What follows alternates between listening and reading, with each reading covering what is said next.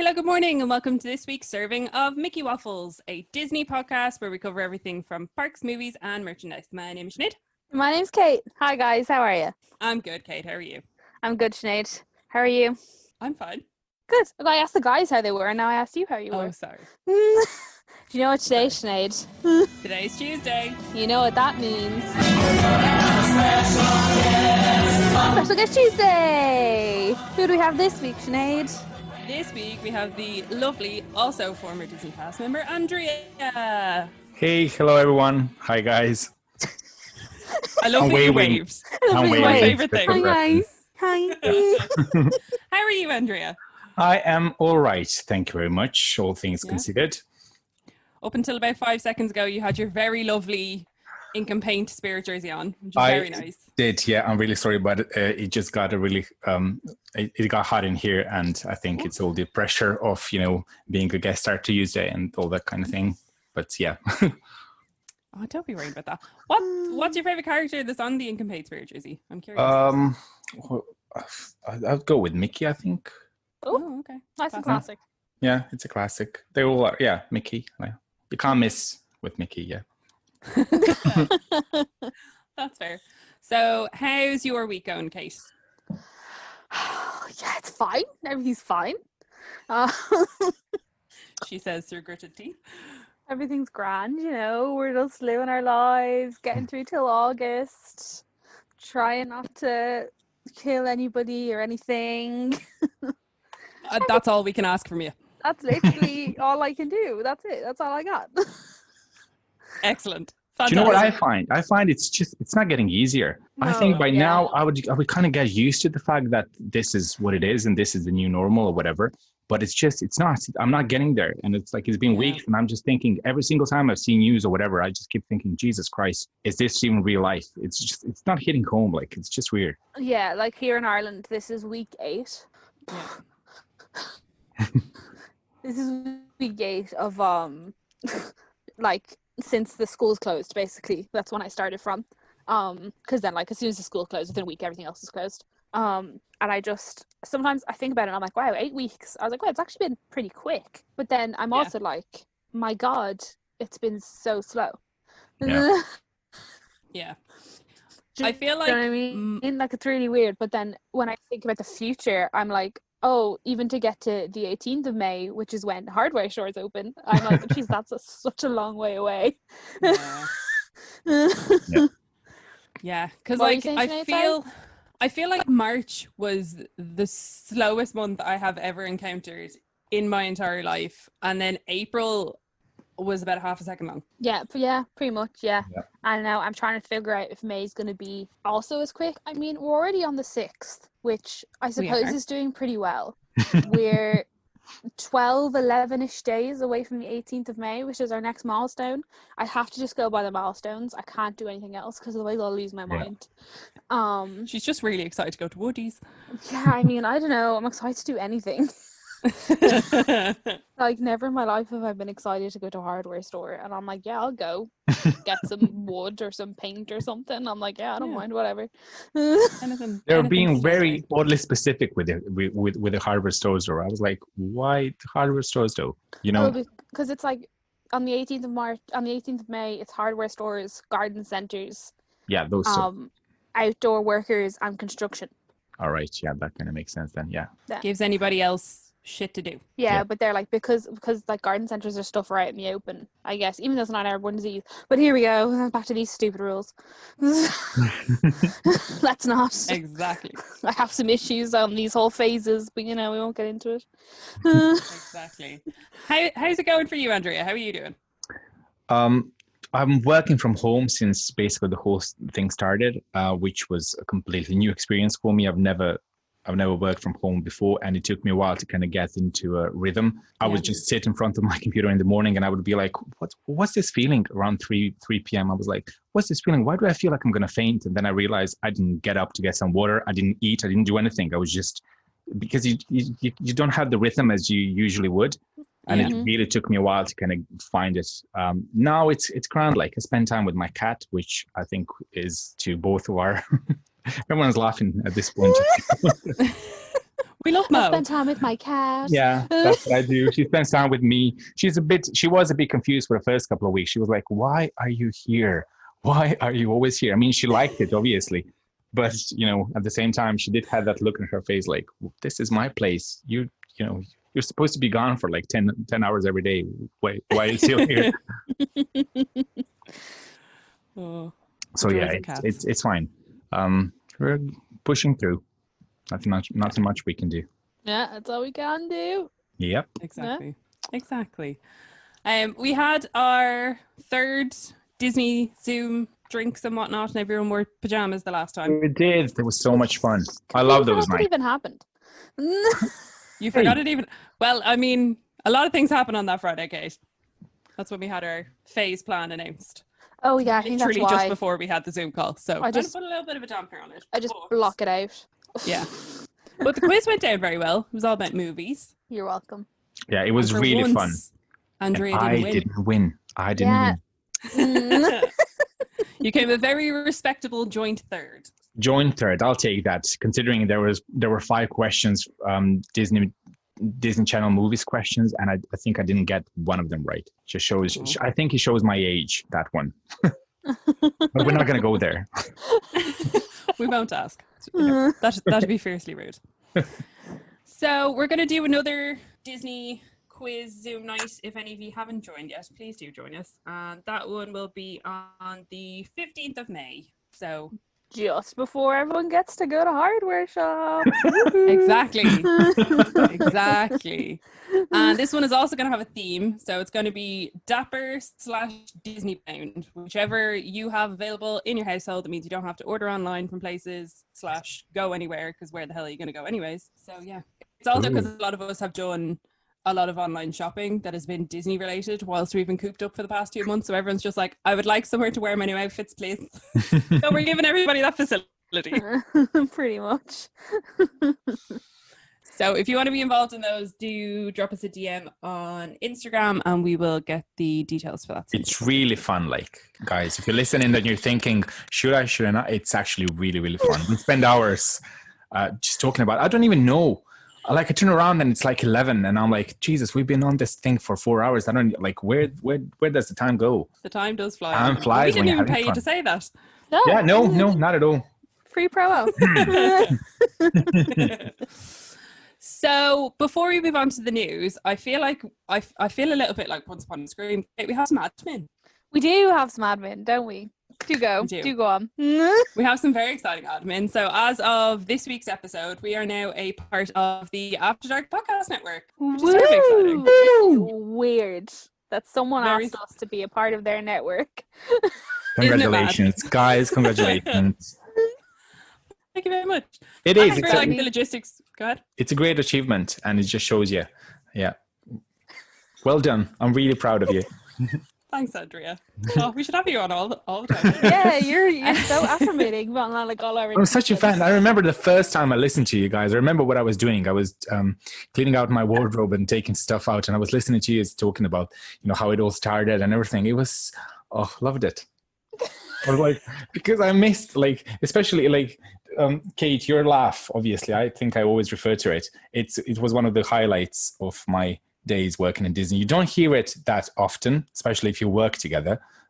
Obviously we spend 8 hours working in the store, especially under certain circumstances, but still when you do it, it's one of those things that always brightens up my day. Andrew, you have to stop. People are going to think that we've I know, they're not paying me to be like, aren't they great? So yeah, logistically, nothing will change with the podcast. It's still going to be the exact same. It's just we're now linked in with a bunch of other great podcasts. A lot of them are around Disney as well. So any of the kind of Disney theme park shows that are also on the network, we'll be sure to link in the show notes if you want to check any of those out as well. And yeah, very exciting times. Yeah, just want to thank the guys over at the After Dark Network for asking us to join, because it means a lot. Thanks, guys. Kate, I totally forgot about our other admin. What? We got a new logo. Oh yeah. You didn't mention that in the last one. I know, because I wasn't sure if it was going to be ready. that also happened a couple of less than one day ago, so I also forgot that it was a thing. I've already packaged it away in my head as a past thing. Yeah, we got new artwork. Yeah, guys, Lovely. It's all happening for us. Look, your podcast turns 1 and that's it. Everything just flies. New artwork, new network, new friends, new everything. New podcast, who dis? What? Oh, I suppose before we go on to the news, I should also mention that Ellen was listening to last week's episode. Yes. With Sam, but the way her Spotify opened up, it reverted back to our first episode, and that's because like it just came. That's how it ordered itself. Yeah. When she just opened up her Spotify, and so she was like, "Oh, listen to like the first 5 seconds," and so she listened to the first 5 seconds, and then she was like, "Right, yeah," and then she listened to last week's episode, and she was like, "It's just so crazy." She was like, "Because in the first episode, you guys are like, hi, this is Mickey Waffles podcast, blah blah blah blah blah blah," but then she was like, in the new one, it's like, "Hey, we're Kate Shade." So cringe. And she's like, so cringe. It's like we've come you guys a long like. way. She's like, it's like you guys like woke up. We've come a long way in a year. Yeah, I think like we had admin, but that was it. We did, but still, it was good to call it out up the front. Yeah, pretty much. And I suppose now we can get on to the news. So for the first time within COVID-19 related situations, we actually have a fair bit of news to be going on. Now, in all fairness, it all came from the same source, but there was a lot of information. Yes, absolutely. Sorry, go on. So Disney had their Q2 earnings report call yesterday, as when we're recording this. We're recording this on Wednesday, not on Tuesday, but that's besides the point. That's besides the point.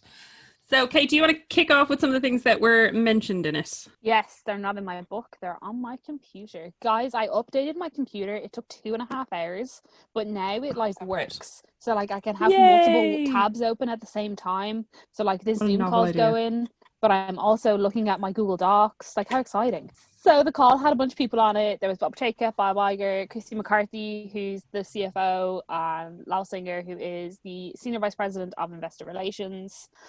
To be honest, guys, I read the whole transcript of the entire call. A lot of it was quite boring, but there was some actual interesting stuff to come out of the call. Most of it came out of the Q&A at the end. One thing that annoys me about investor calls like this is that, because I've noticed it with a couple of Disney things, that they don't actually say a lot of things until the Q&A. So the statements that everyone made, they were somewhat interesting and they gave a little bit of information. But then when the Q&As came out, they had all of this other information that they just weren't going to tell us until someone asked a question. And I was just like, oh, well, that's... I would imagine... So I haven't got to listen to all of it, but from the way it was structured, it's very similar to quarterly earnings reports that I have with the company that I work for. And they send out usually about a week in advance people the opportunity to ask questions. Mm-hmm. So I would say they probably already had some questions come in that were going to be asked, or common threads of questions that people had submitted to ask. So I'd say they probably said they may as well wait because people were going to ask them anyways. Oh, okay, fair. So I've split the call into basically 3 groups. I have the Shanghai news because that was the biggest park news. The biggest one, yeah. And then I have Disney Plus news, and then also other parks and cruise news. So I'll start with Shanghai. So Shanghai is set to reopen on May the 11th, or the 11th of May, depending on which side of the sea you're on. So they noted that they had already opened Disneytown, Wishing Star Park, and Shanghai Disneyland Hotel back in mid-March, mostly for the fact that there's little grocery stores and stuff in Disneytown that people could go and actually buy supplies from. Yeah. So, but while they were open, they were keeping in place social distancing and all that sort of stuff.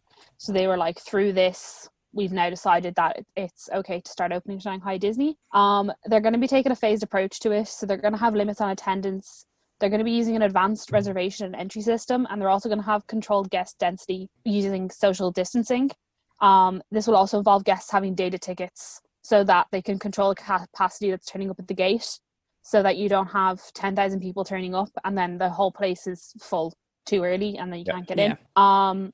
just lastly, on the two last bits of Shanghai, like there wasn't much to say, but what was said was quite interesting. On average, Shanghai Disney has a capacity of 80,000 guests per day, but the government wants them to start operating with a capacity of 30% of that, which is only 24,000 guests. Yeah. But Disney's actually going to start with a much lower capacity than that, a max capacity, and then they're going to slowly work towards it. And they hope by the time that they do have a 24,000% capacity, that the government will allow them to increase that further. That makes sense. Yeah, and then the last thing they've noted is that like both cast and guests are going to be required to wear masks while in the park. The only cast members that will not require masks will be face characters, but they were going to be placed a safe distance away from crowds and guests. Imagine that's just like shows and parades and stuff like that. Yeah, I imagine it's going to be, there's going to be no... Yeah, sounds similar to what they did in Paris when the whole thing kind of started with having princesses on the floats rather than have the princess pavilion open. So exactly. I think it's going to be similar to that. Yeah, so that's pretty much what that came out of Shanghai. There wasn't really much else said apart from those small logistics. I guess they're really using Shanghai as like their tester because they, by the sounds of it, they still don't really know how they're going to open the US parks. We talk about it later on, but it just... the thing. Because like when you look at the Shanghai thing, like it was mid end of March that they started reopening the different aspects of it. Yeah. So like that's 2 months to them to get to the stage to feel confident to open a gate with really, really limited capacity. Yeah. And like everything in World and Land is still completely shut down. So it'll be interesting to see what stages they take there. Yeah, pretty much. They're I know they were also, it wasn't said in the call, or might have been, I just didn't write it down, that they're planning on not running everything within the park as well. They're going to be running on like limited runs of stuff so that they won't have all of the rides open and all this sort of stuff. Because obviously, if you're only allowing 30% capacity in, you don't need 100% capacity casts. Yeah. So I think they're also saying there will be no shows and no nighttime spectaculars or anything like that, right? Yeah, I think that makes sense. But the only thing I would say is surely they would need, so say for example, if 24,000 is 30% capacity for a regular day, surely they would still need more than 30% cast members if they're planning on like sterilizing rides after every ride and stuff like that. They'll need a higher portion of cast members to guests than they normally would have ran at. So it might not affect cast in that aspect quite as much, because if anything, they'll need more of them for fewer guests. Mm-hmm. Yeah, so it's just, well, to be honest, who knows? No one. That's like literally that's the thing, like we say some like everything I could say could be wrong, everything everyone says can be wrong, like but no, it's a really good point. Like they say that like they don't want they say that like the cast coming back will be proportionate to how many guests can come back, but then also if you're gonna place all these measures, which they said they would, with like wiping down like every half an hour and like wiping down after every, like you obviously need more manpower to be able to do the extra tasks that you've placed. But, you know, I wouldn't put it past Disney to ask cast to do the exact same jobs they were doing as well as extra for the same price. What are you talking about, Kate? They never do anything like that. What? I don't know. What? What should I talk about next, Kate? So that's everything for Shanghai, and then we move on to Disney Plus. And like I put it as like Disney Plus and like TV entertainment, because I have a little bit at the end that we wouldn't really talk about, but I thought it was quite interesting. So basically Disney Plus is doing really well. Duh. They were like, literally Bob Jacob was like, yeah, Disney Plus has been a real big success. And I'm like, no shit. No. I was like, why, Jacob, thanks. So basically it talked to Western markets really well.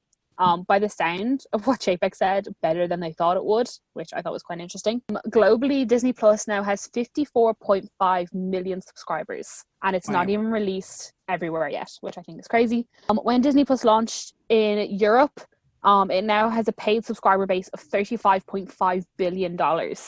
So just in, I can't remember if that's just from European subscriptions or all over now, but that's crazy. Then there was just some questions about Disney Plus and how it's going to progress now that it's doing so well. And the fact that it is doing it's doing better than it was projected at the moment, because obviously everyone's at home and they've got a lot of people buying Disney Plus that wouldn't have if everything was still the way it was.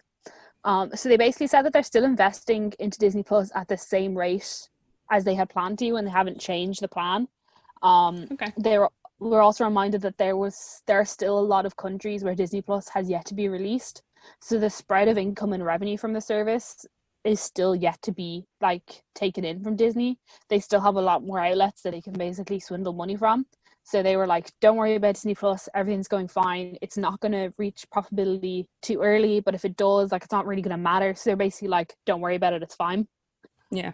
And there was also a lot of talk around more VODs, which are video on demand. And if they were going to be making more of an appearance if COVID continued the way it was, because I know that over in the US they got Onward onto Disney Plus pretty recently. Frozen 2 as well. Yeah, exactly. So they have quite a few titles that were in the cinema really not that long ago and technically shouldn't be on VOD already, but they've not really had much choice. And Artemis Fowl is also no longer getting a release in cinemas, and it's going straight to Disney Plus because of its target audience. So makes sense. One of the analysts on the call was asking if they're going to be having more VODs or what the plan is, and Chapek said that they review each movie on a case-by-case basis. Because the situation is so fluid, that's basically what they're still doing. So especially with Mulan. So Mulan's set to release on July 24th, which is going to be their first cinema release of one of their temple movies. That's what they call them. I was like, what's this? And then so temple movies are like, they're like main movies. So like Artemis Fowl doesn't count because they were like, that can fuck off. But it's also like a logistic thing of Artemis Fowl was never going to do as well as Mulan when you put Mulan up against the other princess live action movies, and also how potentially massive it's going to be in the Chinese market. Like, it would be stupid for them to just whack that onto Disney Plus. Oh yeah, absolutely, exactly. That's what he was like. He was like, that's why we're like, they knew that Artemis Fowl is based at like under 14s or like the tween range, I think. And so like, especially, so they were like, it just doesn't, there's no point, we might as well just put it on Disney Plus. But like, there was a lot of people asking like, do you think the theaters are going to even be open by July? Like, it's very presumptuous of you to put a movie into the cinema in July when you don't even know. But they basically, from the sounds of it, they don't really know. They're basically hoping that the theaters are going to be open, and they hope that Mulan does well. Even though that like the cinemas are going to be at like half capacity, and social distancing is going to have to be put in place, and the cinemas might only have like 2 showings a day instead of 6 and stuff like that. What I also thought was quite interesting is that they were banking a lot of it on, so there's a movie coming out a week before Mulan called Tenet, and it's a Christopher Nolan directed movie, and Chapek referred to it as a highly competitive movie to Mulan is being released a week before. So I googled it, and this is the only movie that's coming out the week before. And so they're basically hoping that by this movie coming out first, they're going to see how well it does, and that should hopefully have then projections for Mulan a week later, and they can decide what to do with Mulan after that. And I was like, wow, okay. But then I also, while I was looking up Tenet, they don't even know if Tenet's going to make it into the theaters. Like, as of yesterday, they're like, oh, I don't know. See, the thing I don't really understand is that, like, for example, Universal with Trolls, you could rent Trolls for like 24 or 48 hours for an amount of money, and you could watch it as many times as you wanted within that amount of money. And I get why on a normal basis film studios aren't keen on doing that, because you could have 10 million, you could have a teacher rent it and show it to a whole class of students or something like that. But obviously at the minute, only one household or whoever happens to be in that household would be able to watch it. So I find it interesting that Disney's kind of almost refusing to follow a similar trajectory, because from what I think I've seen online and stuff, I think Trolls did pretty well. I'm pretty sure my brother and sister-in-law, because my niece loves Trolls, downloaded it and watched it when it first came out, to kind of, I don't see why they wouldn't do that, to at least ensure that they would still be able to get some of the money that they would have made from the cinema. Yeah, I know. I just thought it was really interesting. They basically are just like, because they still have their plans for like Black Widow and Soul, and all those other movies, but I think they're basically just like, no, we can still make movie in the cinema because we're Disney. One thing that came through the call a lot was, we're Disney, people love Disney, Disney will survive. I mean, they're not wrong. No, absolutely not. A lot of what Chapek and Iger had a bit of a statement at the beginning, and he was just like, everyone on this call needs to remember that Disney is like a shining hope for a lot of people, and it's really important that we continue to make this content and all of this sort of stuff. Like, this is exactly what people need, and they were like, if we deliver it now when people need it, they'll come back to us when they can. And like there is nobody in Disney is worried. Like, they need to say it like that as well, especially on that kind of call. But yeah. I think he's dead right.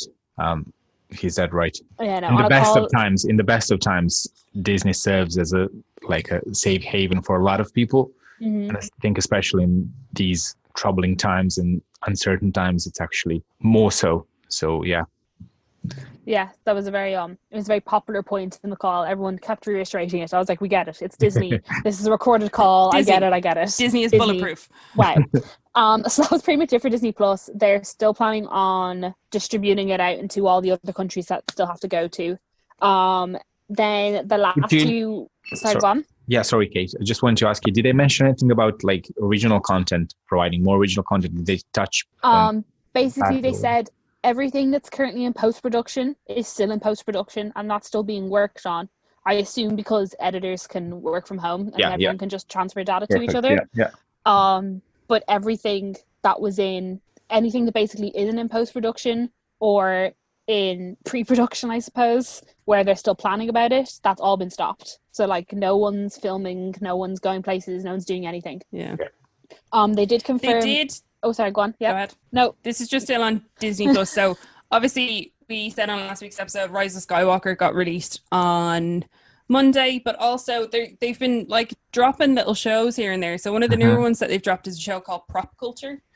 Where it's a collector within the States, and it's different movies. So the first episode is, I only know what the first 3 episodes are. So it's Mary Poppins, and then it's Tron, and then it's The Nightmare Before Christmas. I have only watched The Nightmare Before Christmas one because I was like, I'm gonna see if I like this with arguably my favorite movie out of this time. Oh no. And it's fantastic. Watch all of it. It's so good.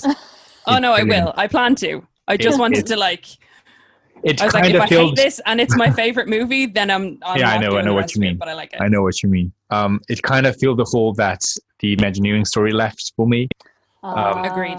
Yeah, it's not like it's different, but it kind of it's really well made, and it's really good.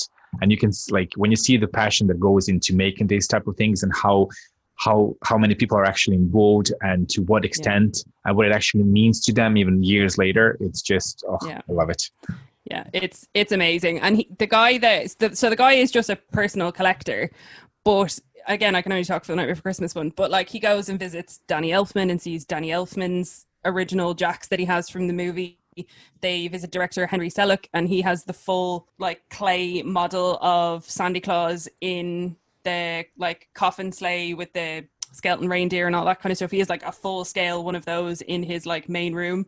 And he was telling this really cute story of when it was like Halloween time and kids would show up with their parents, and they'd be like dressed as like Jack or Sally or like Lock, Shock and Barrel, whatever. He'd like bring them into the house and be like, look at what I have. And they would have no idea who he is, but they'd be like, what is this? So would highly recommend going watching Prop Culture. But there's a lot of like little new nuggets that keep getting dropped on Disney Plus every so often, and that was one I definitely recommend.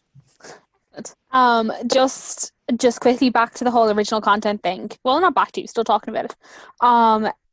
Chapek was like, oh, he's so stupid. He was like, obviously the Mandalorian has done really well. And I'm like, oh my God, you're the CEO of this company. I hate you so much.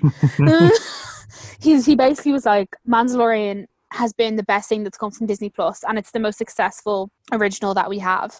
So they're aware that the originals are doing well, and they're aware that they need to keep them coming. But yeah, at the moment, everything's sort of been put on hold for which is fine. Production. There's just so much content there anyway. I think if you kind of view at that app as something completely different to Netflix, which I think people are maybe just starting to realize, there's just so much value in what you have there that you can't even, like, it's a completely different ballpark from the other similar apps. Yeah, exactly. Speaking of other apps, just quickly, for anyone who doesn't know, Disney owns Hulu, which is another streaming service that's in America. It's not available over here, they had small talks about making it international once they bought it. And one of the analysts asked if, due to like the whole rise of VOD and how well Disney Plus did and everything like that, if they were going to be pushing money in towards expanding Hulu internationally. Shafek was basically like, no.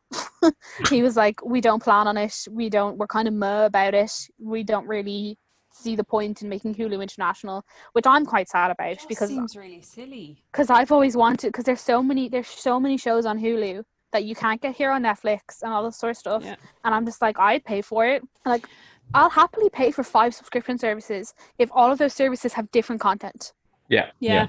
And I know, like, what a lot of people have said. So obviously Disney have acquired Fox, and there are certain Fox things that have made their way onto Disney Plus. For example, Edward Scissorhands is on Disney Plus, is not a Disney movie in any way, shape, or form.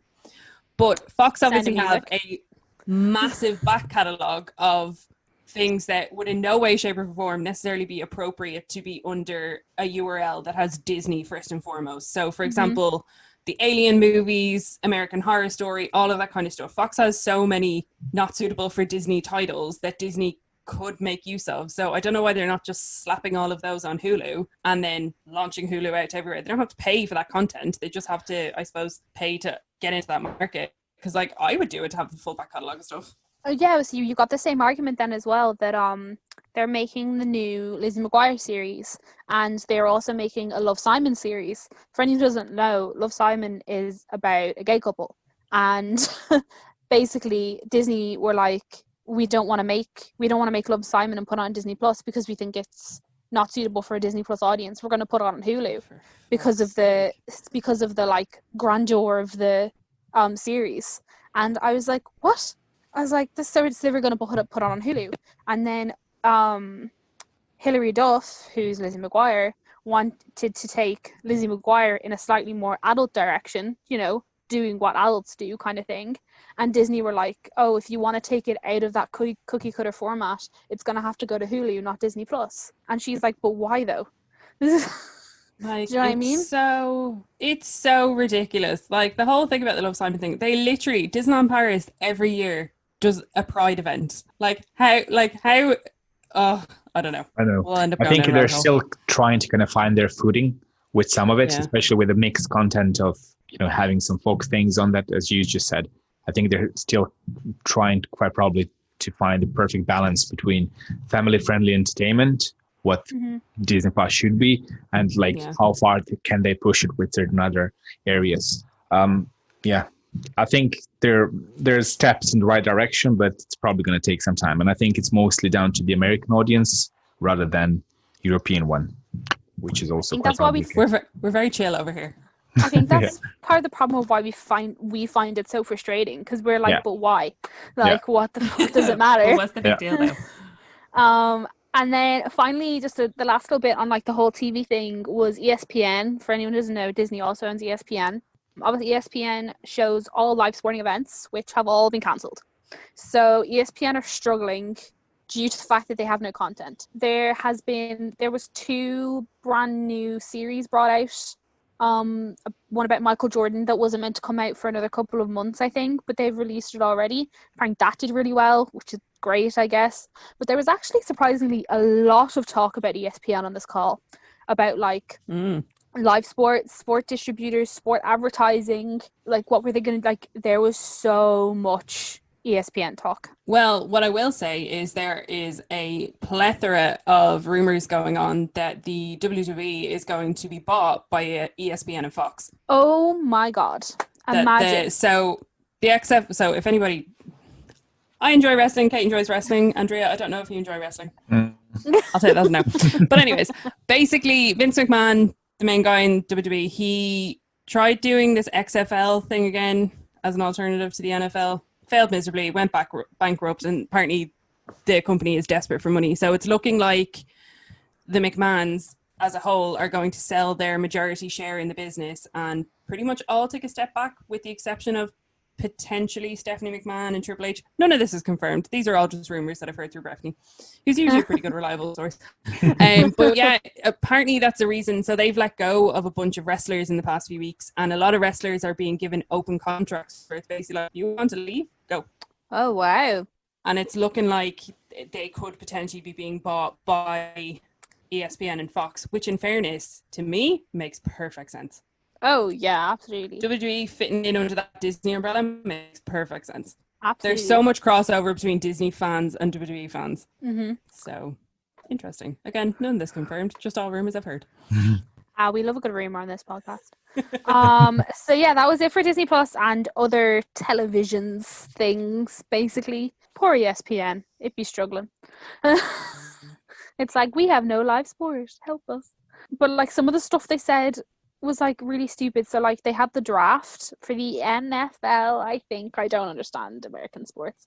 And they had the draft, and that saw a 58% increase in viewership. And I was like, well, obviously you've got nothing else to watch. Also, people can't go to like sports bars and watch it collectively, so more people are watching it at home that would have watched it in bars. Yeah, it's like almost they tried to spin it like, aren't we great? And I was like, well, that is obviously duh. Yeah, do you want me to go on to the last bit as well? Go for it. Yeah. Cool. So our last bit is park and cruise news. Wow, that rhymes. So there really isn't much to be said in the way of parks that are in Shanghai. For Q2, the parks and entertainment, that section, lost $1 billion in revenue. Good Lord. But Christine wanted to make it clear that was basically down to 2.5 weeks worth of closure. But they really weren't losing money until the parks had to close. So really, being closed for 2.5 weeks, they've lost $1 billion, which is I think just it's equal as like 10% is what I've heard. Yeah, it's just, you're just like, you obviously know Disney makes tons of fucking money, but when you actually hear figures, you're like, wow. She did mention that also Hong Kong was suffering before COVID due to the declining guests. So they knew they were going to have a slight dip in the Q2 figures, but nowhere near to $1 billion. Someone asked for a split of park and cruise earnings, and Christine was like, bitch, we don't do that here, so we don't know.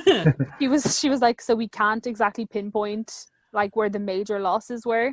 But one thing I thought was interesting was that there was a decrease of about 10 to 15% of overnight stays in the park coming up to the week before the closure. So I assume that was people just not going on their holidays. Do you know what I find interesting though? So me and Kate, Andrea, I don't know if you watch him, but there's a guy called Adam Hatton, and we watch his vlogs, and he's currently putting out a series from Walt Disney World, literally the week that they close the parks. And the most recent vlog that he put out was from the 13th of March, so 2 days before they close the parks. The day our country shut down. Yeah, the day our country shut down, the day before Disneyland Paris had to immediately shut, like, shit was going down. And he's standing there in the middle of thousands of people, literally thousands and thousands of people watching Happily Ever After. And I'm like, if that's them with a 10 to 15% decrease on the people there, I'm like, holy God. Yeah. Horrific. It's all just that, if anyone hasn't, to just show you how like crazy and how much I don't think America understands the gravity of the situation. When the situation started, they were like, everything's fine. So the fact, I feel like they're like a good month behind everyone else in like thought process of how bad the situation is as like a collective. And now they're advised, get some bleach in you, you'll be fine. Like. So, oh dear, we don't endorse that. No, we don't. Yeah, don't do that. we don't stand. No. So over 100,000 park cast members have been furloughed. However, their medical is still being paid for, which I think in America is actually pretty good because, you know, it costs you $600 to sneeze. When Chapek was asked about the planned max capacity for the US parks whenever they open, he basically didn't have an answer, which I guess is kind of fair because I guess I can't hate him for that, whatever. He did say it would be looked at by a case-by-case basis because, like, World has people flying, has guests flying in from all over the world to stay for 2 to 3 weeks. But land is mostly locals who drive in, stay for the day, and drive home. So you need to treat each park on a case-by-case basis because you have different sets of people using them. But whatever percentage of the park is open, he did say this for the American parks for sure, because it was like a specific question, is that whatever percentage of the park is open, this will also be reflected in the amount of cast they have scheduled. So if they're only at 50% capacity, they won't have all of the cast that they usually have. He was like, it will be on a cast by guest ratio. Makes sense. Yeah. They also plan to use a data ticket system that they're trialing with the reopening of Shanghai in order to show that people don't arrive at the park gate and realize it's full by 9 a.m. I wonder if they'll stop park hoppers as well. Yeah, I was thinking that as well. I was like, you get one day to be in one park and that's it. Maybe they'll do it kind of similar to how Tokyo do it. So when you get, say, a 3-day ticket from Tokyo, you have a designated park on one day, you have a designated park on the second day, and then the third day I think you can have a combination of the two, but they might kind of trial it around that, just kind of maximize or minimize, probably is the better term, who goes where. Imagine trying to do that in Paris, having a whole day for studios. Studios? Absolutely not. Oh dear. Get very bored. Again, they also plan on doing what they did with Shanghai and opening up Disney Springs / Downtown Disney and external entertainment before they open the parks. Cruise lines are definitely going to be the last of the Disney cohort to reopen for obvious reasons. However, Christine did note that, which I thought was quite cute and quite interesting, although the cruise lines actually don't account for a large portion of revenue for the Walt Disney Company, they do deal with a lot of returning guests for the cruises.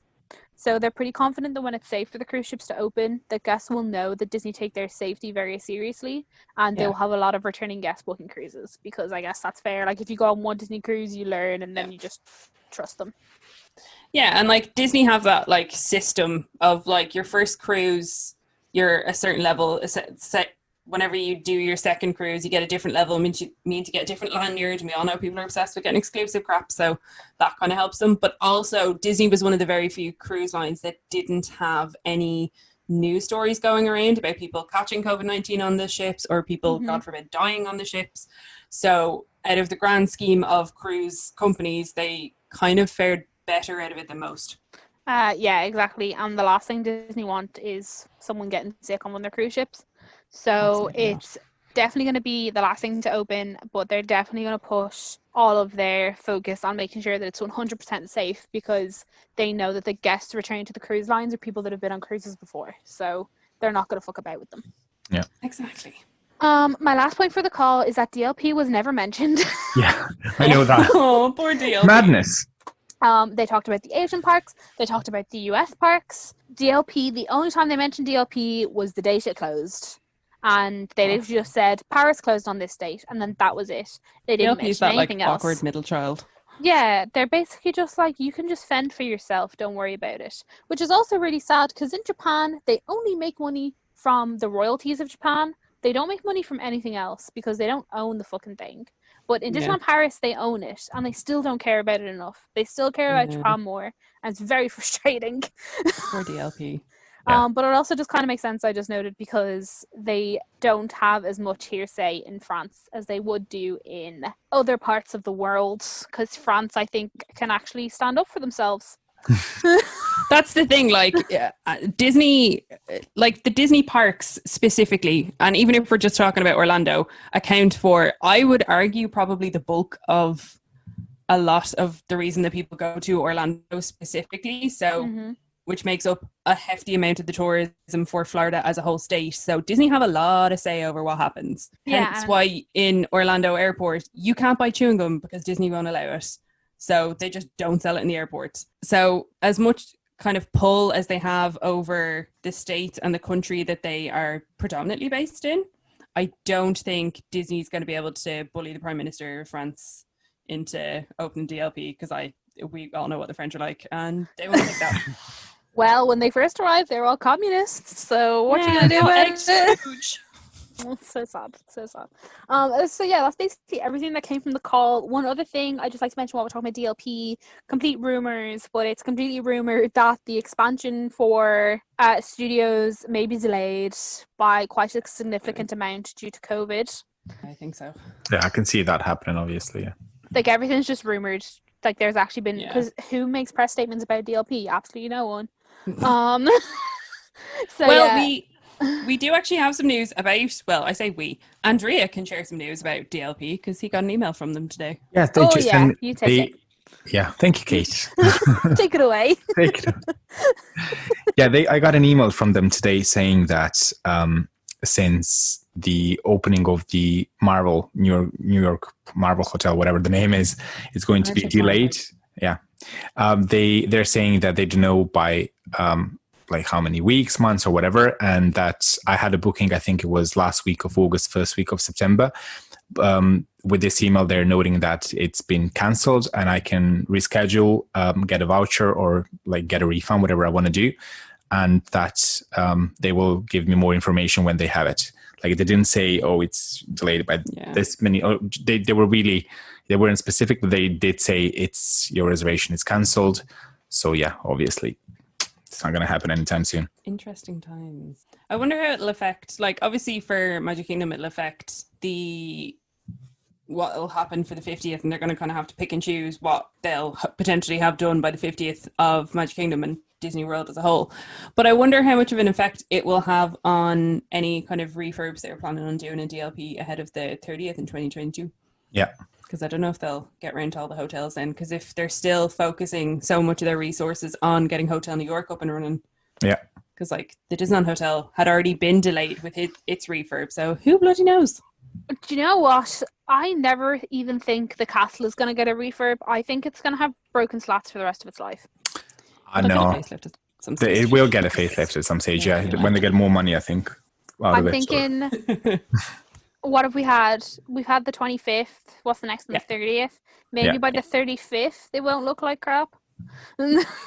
See, like for far away, it doesn't look like crap, but when you have a lens with a pretty damn good zoom and you can zoom into the castle in any great detail, it's just that castle thing and the way it looks now. I think it's a really good illustration of, do we know too much to kind of appreciate it as a whole? Yeah. Because do you know what I mean? When I'm there, when I see it, I don't notice those things. I just enjoy in the moment. And when I even take a photo, I don't like, but when I search through Twitter and I see things on Instagram and you kind of know more about certain subjects, you kind of step away from the magic, if you want to call it.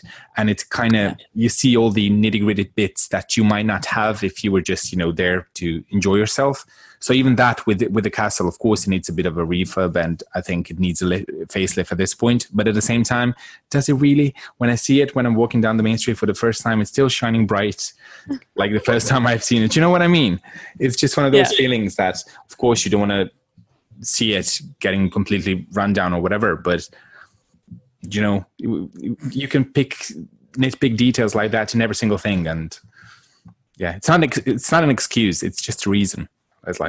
My biggest worry would that be they leave it too long and that something really bad happens, because like if you stand at like the entrance and look up, like even just for half a second, there are so many broken slates on the top of like the turrets and stuff, and my worry would be that like if they just continue to ignore it, that I don't know, like a whole sheet of them or something will fall down, and that's it. I think and then you're fucked.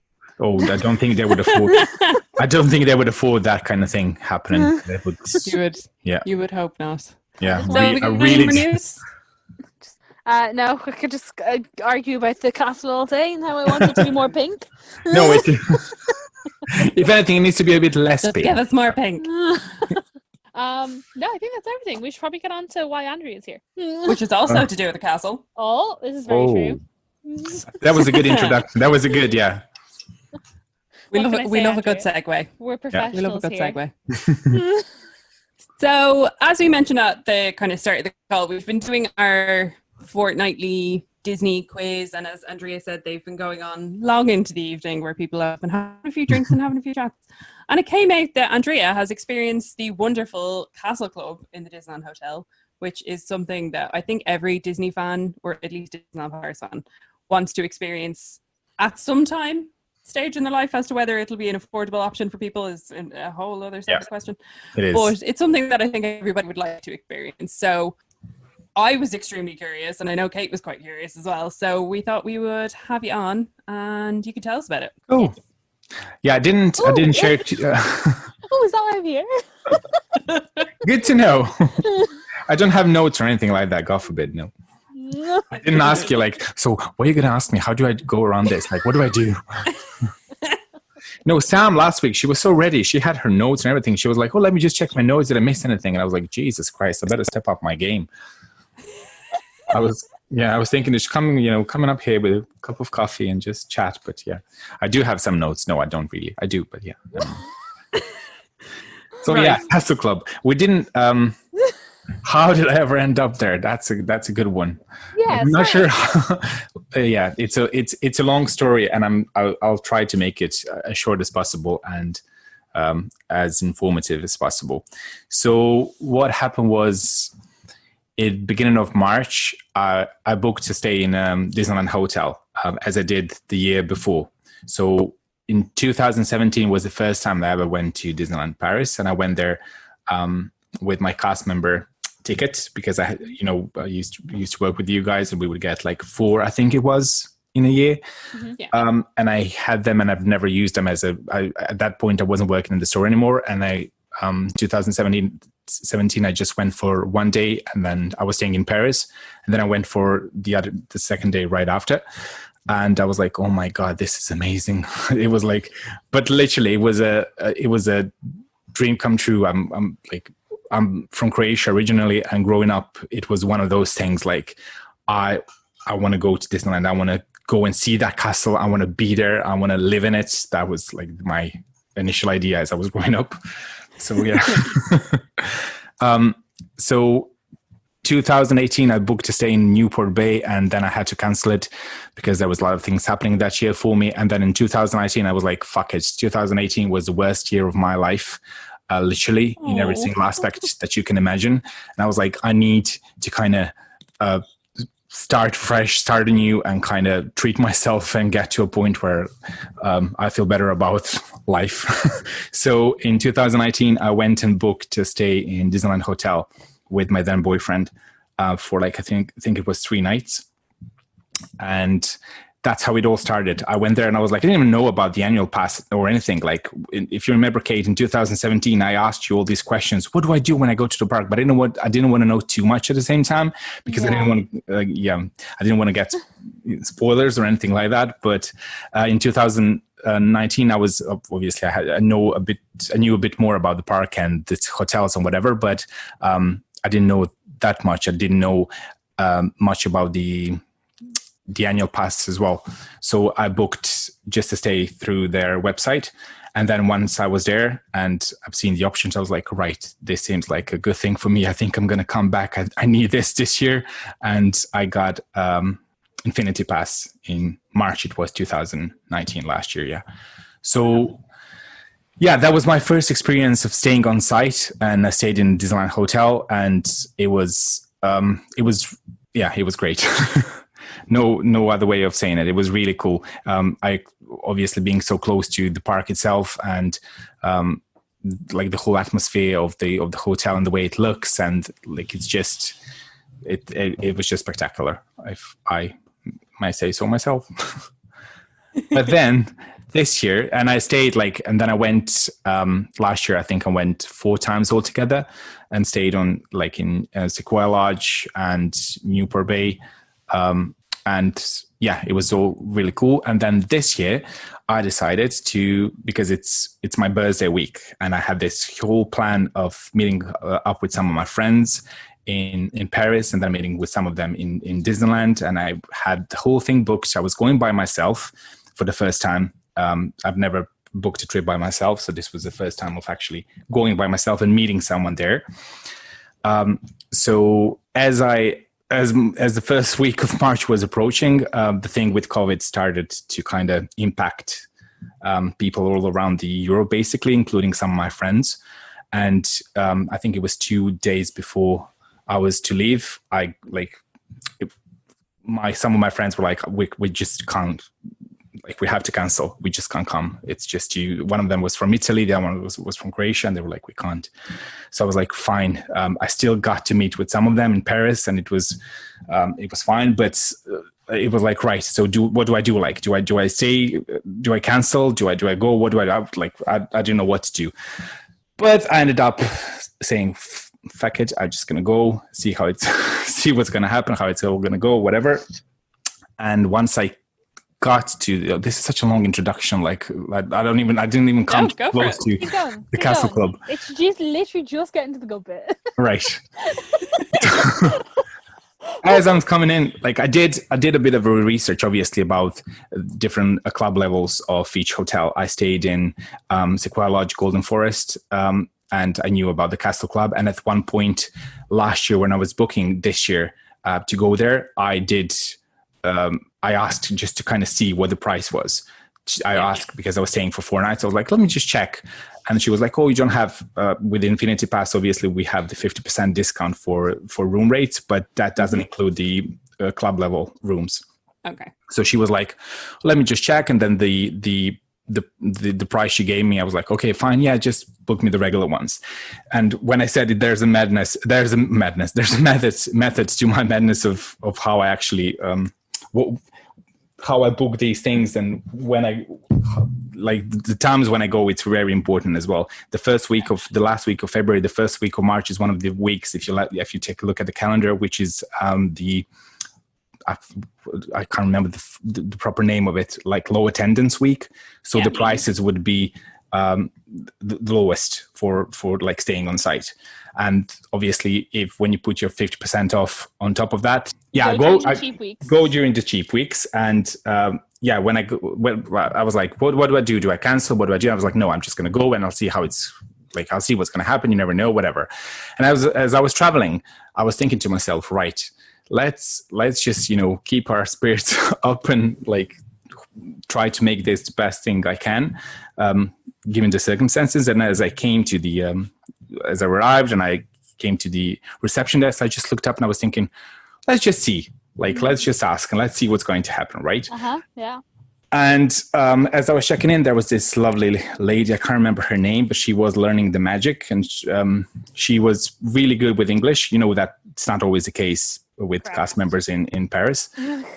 So she was all right.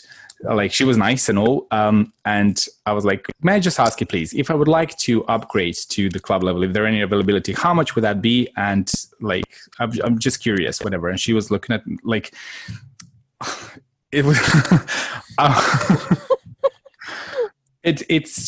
it's just a bit, I don't even know how to say it. She was like, oh, are you okay? She was just looking at me like I asked her, I don't know, $1 million or whatever. And she was like, all right. And I was like, can you check that? Is that an option? And she was like, yeah, for yourself. It's just you. And I was like, oh, here we go. And I was like, yeah, it's just me. And my problem is just going to be just me because my friends had to cancel, given the situation. And it's my birthday week as well. So I'm just trying to make, the most out of it. And she was like, yeah, let me just go and check. And then she went backstage and like was checking whatever. And then she came back and she was like, yeah, we have availability. And I was like, okay, how much would that be? And she was like, let me check. And then she went back. I was just sitting there. All the time was like, yes. Yeah. And came back and then she gave me like a piece of paper. And I was like, okay, and looked at the price, and it was like, it was something that I could afford at that point. It wasn't like, it's not cheap, but but it was miles away from what I was quoted before when I first. Okay. Yeah. So I was like, is that, and I was like, is this for like, is this for a night? And she was like, no, for 4 nights. And I was like, oh, okay. Yeah, I'll take it. I didn't really think about it that moment. And she was like, 4 nights. And I was like, yeah, all 4 nights. And I was like, should I do it like this? She was like, just do it at this point. And like now in the hindsight, I think they did have a lot of cancellations as well. And when I actually came to the Castle Club and I've seen like, I'm not sure how this was my first time doing it. I'm not sure how it usually works, but there wasn't a lot of people there. There was like a lot of, during breakfast, like you had a lot of empty, it's small place anyway, but it was like half empty most of the days. So I really think that, coming on a cheap week as I did, and with the situation with the COVID starting to kind of impact their bookings or whatever, I really got a bargain deal when it comes to Castle Club. So that was all good. You kind of had the whole perfect storm. I know, yeah.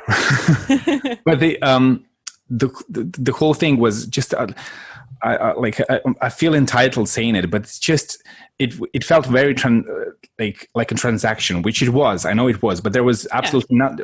I was a bit uncertain, and I was a little bit shy, maybe, you just feel a bit awkward. You're there by yourself. I don't know what's going to happen. I know at this point that half of my friends are definitely not coming. I know that my friends are supposed to come to Disneyland are definitely not coming. I'm in park for the first time by myself, and it's my birthday week, and it's just like, it's a mixture of things. And the way that the whole thing was kind of dealt was, okay, yeah, we'll do that. There was no, I don't know. Do you know what I mean? It's stupid saying those things, but I've been a cast member. There's a certain level of service you kind of give to guests.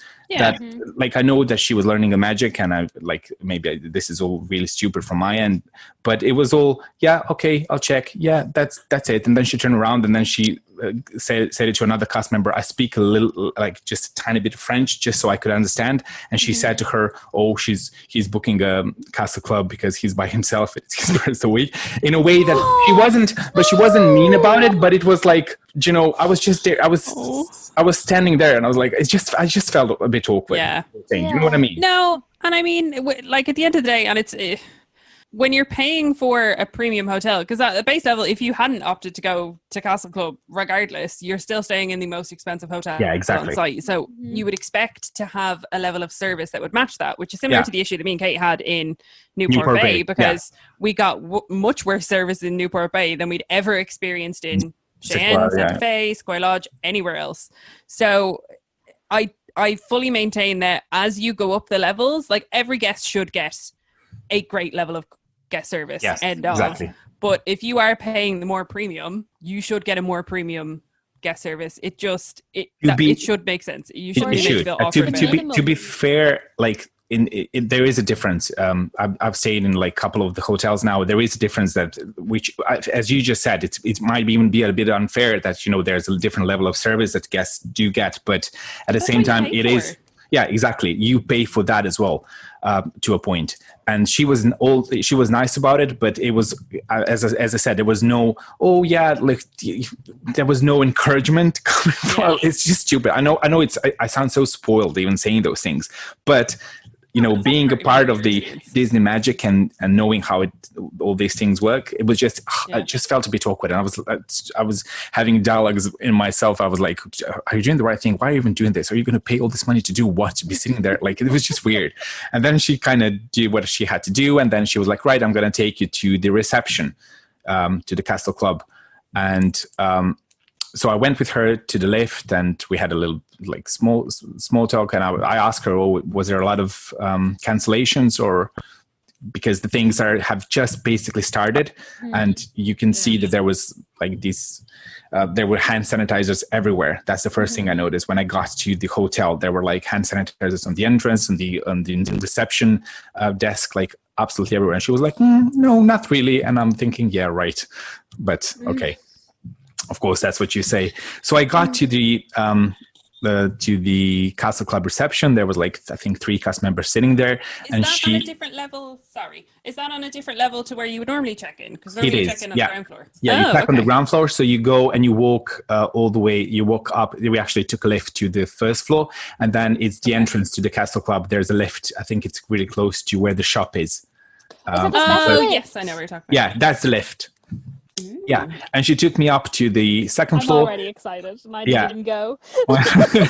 No, and it's really like, I wanted that. That's why I did it. I did it for the experience. I didn't do it because I had, kids with me that are gonna, have breakfast with Mickey Mouse I did it for myself. I did it because I wanted to treat myself. I just got a huge promotion at work, like a week before that. And I was like, right, this is like, as you said, the perfect storm to kind of, make the situation that's not ideal into something that I'm hopefully going to, remember. I know I will, but you know what I mean? Like, different level altogether. So we came up to that Castle Club reception, and they were like, bonjour, hello, smiling. And then she introduced me speaking in French to them as to what I just did. Is I was supposed to check in as a regular guest, but I decided to upgrade to Castle Club because I'm by myself for the next 4 four nights or 5 days. I have to say, I think that's a very French thing. I think the French can be just They're very matter of fact. Like, yeah, exactly. It's like, and I'm just sitting there smiling, and he just wants to have a good time. Like, he's just like, okay, like he's by himself, but, you know, you just want to know. Yeah, exactly. And it was like, it's his birthday, whatever. And they were like, oh, hello, yeah, whatever. And they sat me down, and I've read some reviews about the Castle Club and the whole experience or whatever. And I know this is a bit different because I asked about the upgrade as I was checking in. Mm-hmm. But even that process was like, yeah, hello, like all nice and smiley, but there was no interaction that I would kind of be like, oh, this is something on a different level altogether. There was no encouragement from their side of things. They were like, yeah, welcome, we're gonna, you know, don't you, whatever, or something. You know what I mean? Like, is that like at the reception, like at the second reception? The second reception. I find that really not weird. Well, I don't find it weird because it's DLP, but you know, because like you have to equate Castle Club in the Disneyland Hotel to Golden Forest and Sequoia Lodge, because that's basically what it equates to. And every time I've checked in Golden Forest and Sequoia Lodge, I have felt like goddamn royalty. Oh, yes. Oh, yeah. I had the same thing. I had the same thing. In Sequoia Lodge and Golden Forest, it was a completely different thing. They're like, madame, sit down. I'll take your bag. Do you want a chocolate? Have some chocolate coins. Do you want another chocolate? Would you prefer the chocolates that are on this table? What's the name today? And even when I went with Ed, and we realized that I was using the wrong name, she checked like 5 different folders. I remember you saying, yeah. And I was I was like, my fault, I'm an idiot. It's this name. And she went, no problem at all. Here it is. I found it. And I was like, thanks for not making me feel stupid. I think it's like, I'm not going to, like, I'm just going to, as Sinead would say, I'm going to call a spade, right? I think it was, I am by myself. I am a guy, and like, I think it's a different dynamic when it's a family arriving or when it's a couple or youngsters or whatever. Like, I don't know. It was just, I think it was a combination of things. And maybe I think there was, it might be that the whole COVID situation, as it was kicking off, they maybe had some sort of brief that or whatever. Like it was just a different kind of atmosphere. You never know. You never know. So obviously I'm not going to, I'm just sitting there, and as they're like checking me in, giving me the room key and whatever, and they're handing me the room key, and my lovely cast member from the ground floor, she's still with me, and she's like, right, I'm going to take you to a room. And she's like, she's like, oh, do you want to go to the room or do you want to go to the park? And I'm like, I'm just going to go to the room, leave my stuff. And then they took my bags on the reception and took them to the room, whatever. And she was like, okay, I'm just going to walk you to your room. And then we went down the lift. We went to the lift, went down again and to the first floor.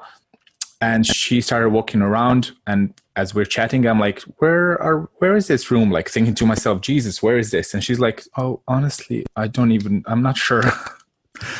And I'm like, I thought they were up. Yeah. What's going on here? Yeah. And I'm like, I'm on the first floor. You have to use. I'm on the first floor. All right. And then we're walking, and she's like looking at whatever. And she's like, oh, what room she didn't write down the room number, but I've seen the room that she wrote down. And I was like, I think it was this one. And she was like, yeah, it probably was, but I can't, where is it? And we're walking back and forth, like on the main hallway on the first floor. And like she's being funny, but like I can see that it's not, she's learning the magic, as I said. And like she said to me at that point, oh, I don't really do this. They don't really let us, deal with Castle Club or whatever. And I was like, no, it's fine. No worries. And then she actually stopped one of the cast members passing by, and she was like, where is this room? And then they were like, that's on the second floor. And that's what I said to her as well, because it was like, it made sense to me, but she was like, no, I think it's here. And then we went up to the lift again, went to the room, and she was like, I'm really sorry. And I was like, no, don't worry about it. She was like, have a great time. She was really nice about the whole thing. Obviously, right, okay. I got in the room, and basically that's my check-in experience. It's I sound like such douche at this point, but yeah, it was up to the standard of what you would expect of checking in a hotel, but it was nothing extraordinary about it, which was, and you kind of, and you're second guessing yourself as you're doing it. And as I'm sitting there, I was like, oh, why do I is it me? Do I like have this vibe of I shouldn't be here? You know what I mean? Like you just, but you definitely don't sound bad saying what you're saying. Like the whole reason we always talk about our this whole reason we always talk about our experiences is because it's important for everyone to get like first-hand experiences of stuff that aren't like released by Disney themselves or like exactly. released through a paid promotion or something like that. Like we don't give a shit if like if we have a bad experience, we're going to tell people we had a bad experience. Like I don't really care what Disney think about it. Yeah. And it was funny as I was as the cast member from the ground floor was leaving, she was like, "What day is your birthday again?" And I was like, "Saturday." She was like, "Okay, I'll make sure they remember that." And I was like, "Oh, that's really sweet, isn't it?" Because obviously I've read things, you know, when you stay in a Disney hotel, if they know it's your birthday, they do whatever. Like, it's nice. They can sprinkle that pixie dust if they really want to. They can, and they do. And like, it's not even something that just Disney hotels do. Like, if you're staying in a hotel, people know it's your birthday. Usually, they would kind of, And as I was saying it, I was like, oh God, I hope they don't think I'm just saying it because I want. It's just stupid because you talked about the Irish guilt. There's a thing called Croatian shame. Maybe it's not, but maybe I'm making that up. Oh my God, I knew but it is. But it's like it's a great. Maybe it's just maybe it's Andrea's shame. Probably it's just you're like, oh, it's just awkward. I feel a bit awkward, and I don't know. Whatever. So that was my experience of checking in. It wasn't, as I said, spectacular. It was like 3 out of 5 if I had to rate it as an experience. But yeah, the whole section where the Castle Club is on the second floor, it's really nice. It's in tune with the rest of the hotel. It's nothing majorly different as far as I could tell, obviously, between the regular settings of the hotel where the Castle Club is and where the regular rooms are. I stayed the year before in the regular room, and honestly, I had a better view from that room.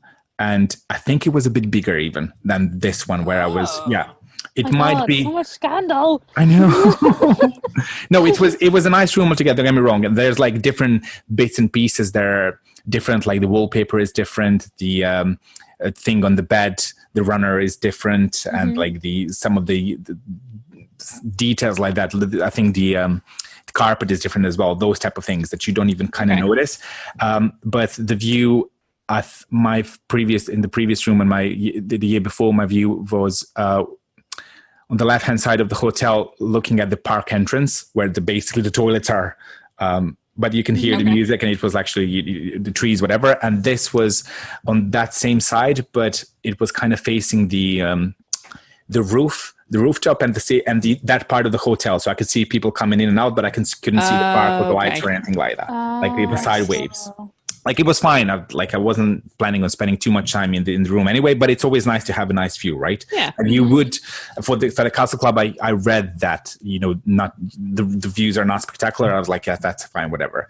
The bathroom, to my knowledge, it was completely the same as what I had in the regular room. So there was no difference there. And there was the coffee maker.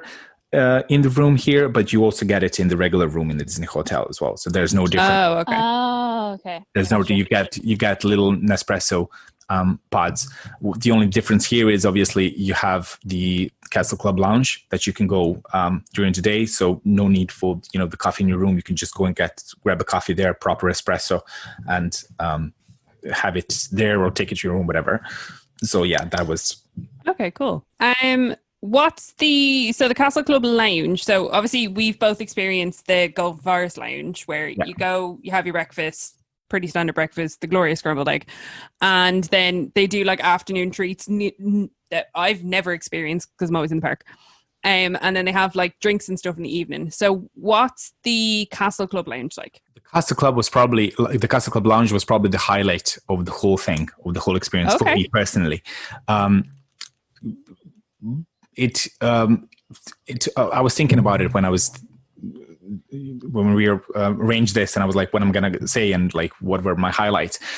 It's almost the Castle Club Lodge is kind of it feels like an extension of the park rather than an extension of the hotel.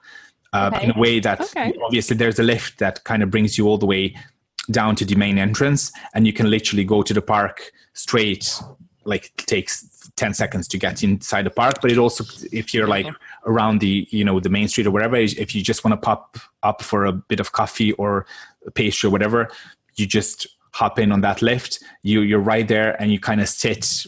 I would kind of sit next to the window, and you can see all the people coming in, and it really feels like a part of the park. And I think that's the whole appeal of the Castle Club Lounge.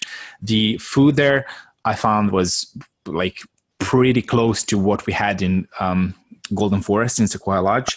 I think the selection, I think I might be wrong now, but I think there was even fewer things to choose from. Now, it might be because they hadn't have full place booked, or maybe, I don't know, maybe they were working with half capacity or whatever. But I found like it was tasty, it was nice. It was like all these different kind of sandwiches, and in the afternoon you would have different sandwiches. You would have churros. I think that you would like that, Sinead. You would you had different crepes and pancakes and all these different things that you could kind of choose from. It like it was fine for what it is. It's really fun, like, obviously. And then there's the your sodas that you can have, and water and coffee or tea, whatever you want to choose. I have a question. Yeah. Did the sodas come in bottles, or did you have to get them poured into a glass? They come in bottles. Oh, luxury. Yeah, they come in bottles.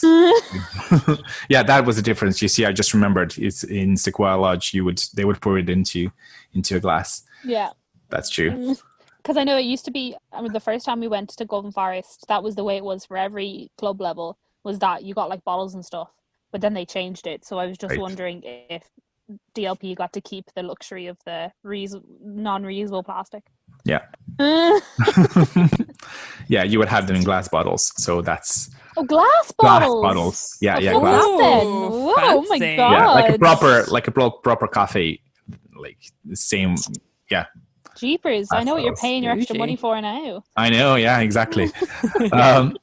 So yeah, and the breakfast was like, it was a good selection of everything. Again, I think it was pretty similar to what we had in Golden Forest, minus maybe a couple of different things. There were definitely, I think, more desserts here in both like the afternoon tea kind of thing and in the morning as well. I think it's more like sweetie kind of thing rather than savory. I think that was probably the main difference. Like the food is fine. It's nothing. I didn't find it to be. It's on the level. Like I don't think it can't be anything more than that. Do you know? Mm-hmm. That's fair. But to be fair, when I first booked the Disneyland hotel the year before, as I booked it on the site, it came with a free meal plan. And I had a free breakfast and lunch and dinner, whatever. I found that the regular breakfast in regular inventions every morning there was more to choose from, and it was a bigger variety of things, including I think more fruit and those type of things. And also you had a really cool like Mickey shaped plates and stuff like that in inventions that you don't have in Castle Club. Right. It was really for that. Yeah, it's like to put things in perspective, you know, in Golden Forest where you have like all the food kind of in that kind of U shape, it would be maybe 1/4 of that where the food was in Castle Club. Yeah, it was maybe, I want to say 10 to 15 tables altogether. No, it was more than 10. It was 15 to 20 tables, but it was like, yeah, it wasn't. It's really tiny. The whole space is really tiny.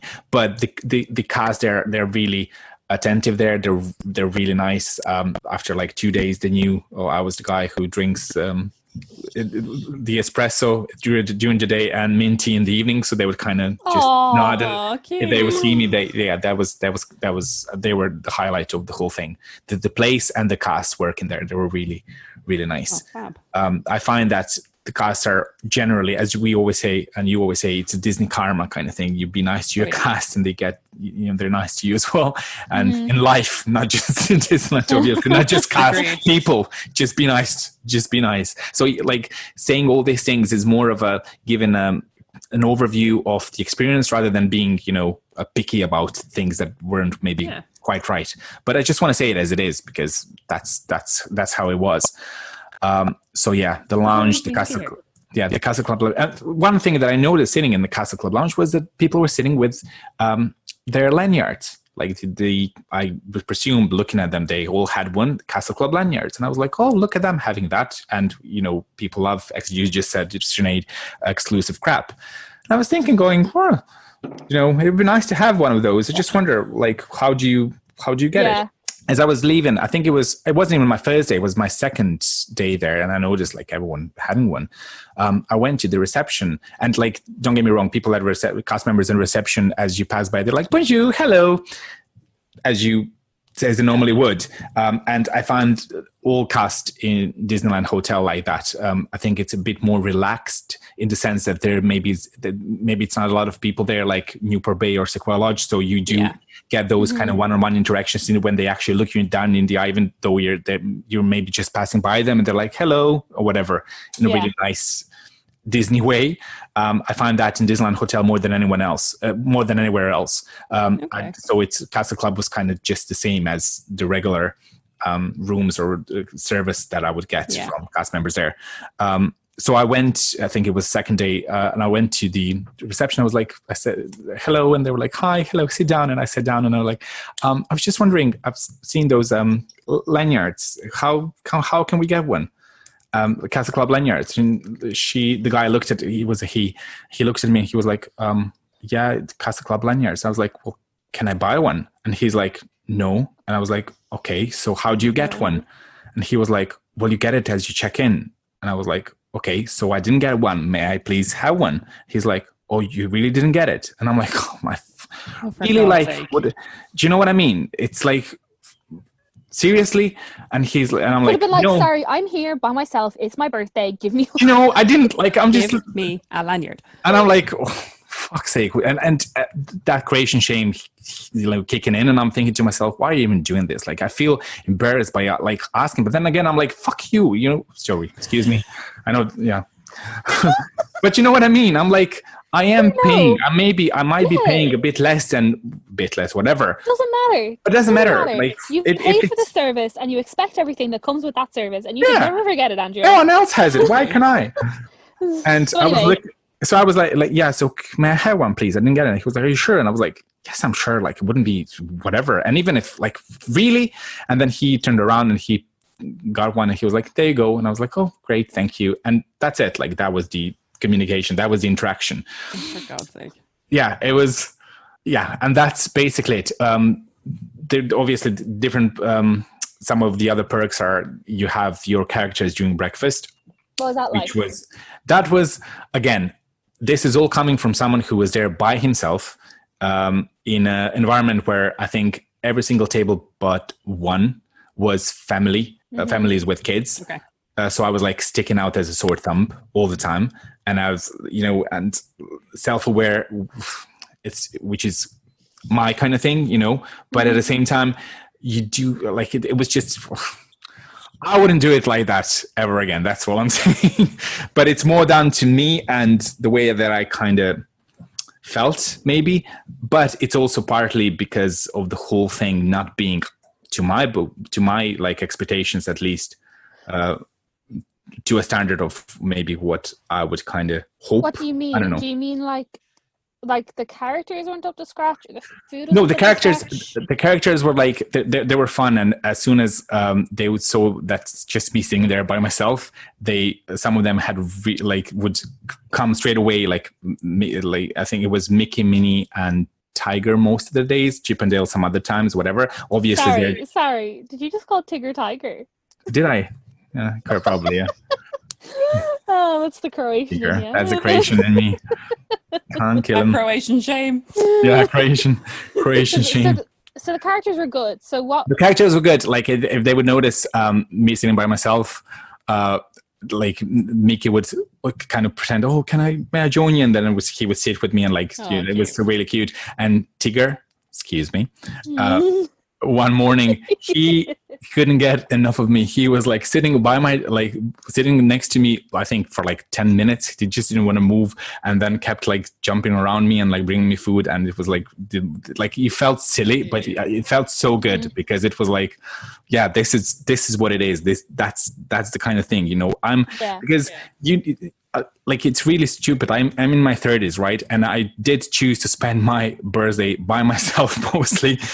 Going to meet my friends in Paris, it's another thing. But in Disneyland Paris, I am that person that will get a kick out of this. So do something about, like, do you know what I mean? Like that's what I'm paying to be here. God, I sound so entitled. I know what to. You really don't. On a podcast where all we talk about is Disneyland Paris, you don't sound entitled. No, you don't. Not at all. How many trip reports did we have last year? Like, Yeah.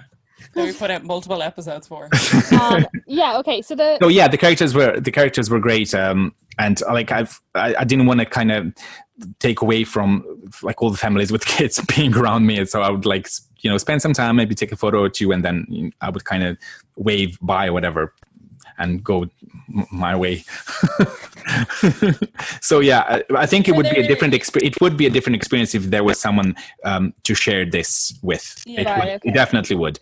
Because even the silly bits would be more silly, and even if there was something that wasn't quite as silly, you would laugh about it or whatever. It was a tiny bit awkward.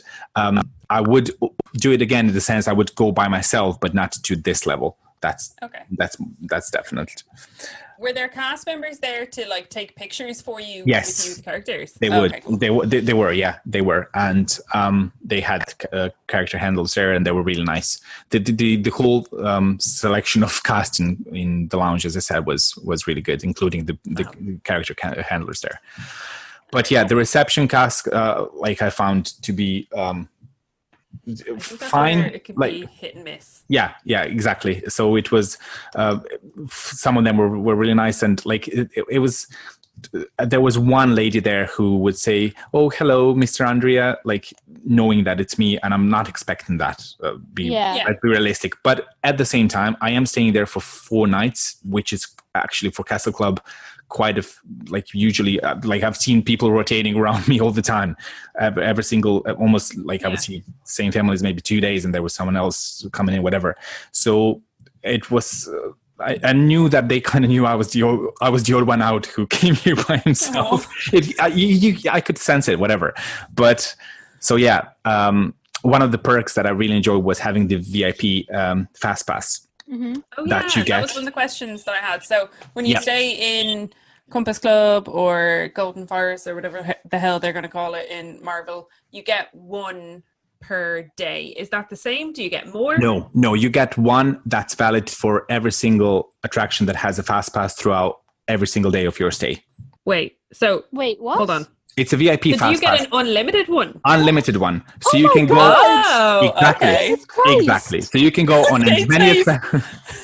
I know. Again, not a visual medium, but Kate's facial expression right now is brilliant. Holy shit, I didn't know that. Yeah, it's the unlimited one. So you could, and you can use it in Phantom Manor, which normally doesn't have a fast pass. Which technically doesn't have a fast pass. But you can use it there. And let me tell you, Sinead, I certainly did. I went on that ride. I think if I say 10 times a day, initially I was taking a piss. At one point, cast member there was like, here comes the no, really, he was like, because you go up the stairs of like the main entrance, you don't go all around. He was like, here's the how did he phrase it, like the manor, the mister of the house or whatever. I was like, oh my god. Ticking all the right boxes there. So yeah, it was really funny because I would just come up those stairs and like get right in, and then I would every time I'd be like, focus on this, because I love that ride, as you know, like it's my joint favorite with Pirates of the Caribbean, maybe even the first one, quite probably the first one. And yeah, it was really good to have that. I think I went to Peter Pan's ride a lot of times as well, which I don't normally do because it's always, obviously there's so many people there, and you can't always, like if you get a fast pass and then you miss it, it's just, we know the situation with so I took advantage of that. And the Big Thunder Mountain, I'm not a huge on roller coasters, so I've never been on a Hyperspace Mountain, so I didn't use it for that one, obviously. And I've been on Indiana Jones once, and I've had my fair share of Indiana Jones, so I'm not ever doing it ever again. Yeah, but and mind you, I was there Wednesday, Thursday, Friday, Sunday, from Wednesday to Sunday, right? And from Wednesday to Friday, it wasn't that busy. Obviously, it's one of the quietest, one of the least weeks with not a lot of attendance. But over the weekend, it got really, really busy because I think the French holidays started, like the kids' holiday started the week And after or holidays whatever. are the absolute devil. I hate the French school holidays. Not that I hate the French or French children, but like the French school holidays, I just feel like are just the devil because they don't all get out at the same time. So they last like a month and a half because they separate them by quadrant of the country. And you're just like, Jesus Christ. Yeah, you can feel it. I think there were no holidays for that week, but then I think that weekend they started. And I think Sam, she went, as I think I checked out on the 8th, and she came into the parks on the 9th or something like that. And she said it was really busy. Right, okay. So it was great to have that VIP pass. I didn't like doing my research on the Castle Club. That's one of the things that I wasn't really aware. I knew that you get something, but I wasn't sure. I didn't know that it was this one. And I cannot believe, I'm just so baffled they give you a VIP Ultimate Fast Pass. Yeah. Because those things are so expensive. Yeah, it's it They're was like, really... what, 150? Yeah, for like one day. Yeah. Like per day. They're crazy money. So if you factor in that and a character breakfast, and even if you pick, say, for example, Plaza Gardens, which is the cheapest character breakfast, that's exactly. an additional €40. If you are getting your Castle Club for in and around, say, €200 a night additional, then that's not bad. I'm already like good value for money. Like even with the extra 200, I'm like, absolutely. Yeah, obviously with the character breakfast and the fact that you can go and have some food and drinks, which kind of I was trying to, find excuse. No, I wouldn't say find excuses, but kind of trying to reassure myself I made the right decision. So I was like, right, so I had 5 coffees today. How much would that be per day? Like €30 in the park. Do you know? So yeah, those type of things. It's really cool. It was that was also one of the highlights, obviously, having that VIP fast pass. Now, as I'm saying that, I'm like, I hope this is a thing that they gave to everyone. I don't think I got it because of any other reason. Well, I mean, they weren't even giving you a lanyard, so I don't. Yeah, so I wouldn't. Special treatment. No. Question though. So you mentioned that the girl from the reception asked what day your birthday was, and you said it was Saturday. Was there anything done for you on Saturday? No. Oh no. No, and this is one of the things as well. I was like, oh god damn. I know. Do you know what? I wasn't expecting anything, but at the same time, I kind of like it's stupid. You know what, Andrea? Asked. I would be expecting something. Not gonna lie. If I went, and I was especially there if I was on my birthday, and I went by myself, and she also specifically asked me what day my birthday was, I, in my heart of hearts, would be expecting something. To appear in my room. I don't know. I was even a fucking keychain. Or maybe the lovely frame that you got for your troubles in the. I can give you one of those. Yeah, do you want mine? It's over there in the box. You can have one. You know what it is? Saturday came. I was there for like 3 days at that point, and because of the whole kind of thing, I didn't feel like there was really honestly no extra magic anywhere apart from maybe the Castle Club lounge bit.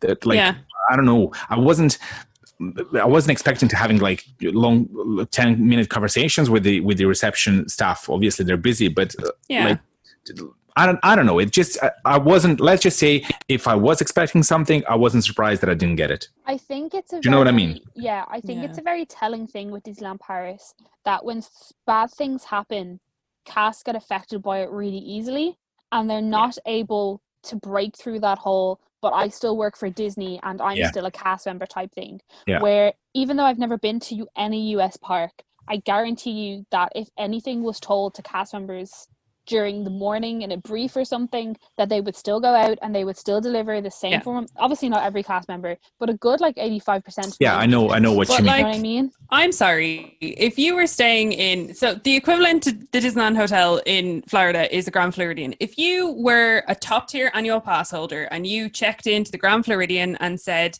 I would like to go for their version of Castle Club. I'm traveling by myself. It's my birthday. You mean to tell me that they wouldn't organize like a fucking marching band to show up to your room? Do you know what I mean? Like, I've seen the pixie dust that they can do in hotel rooms. I've seen it. I've seen the chocolate strawberries. I've seen the champagne. I've seen the balloons, the plush, all the crap that they'll put in your room for you for that like special pixie dust that you can't request. It's just something that they do. Yeah, exactly.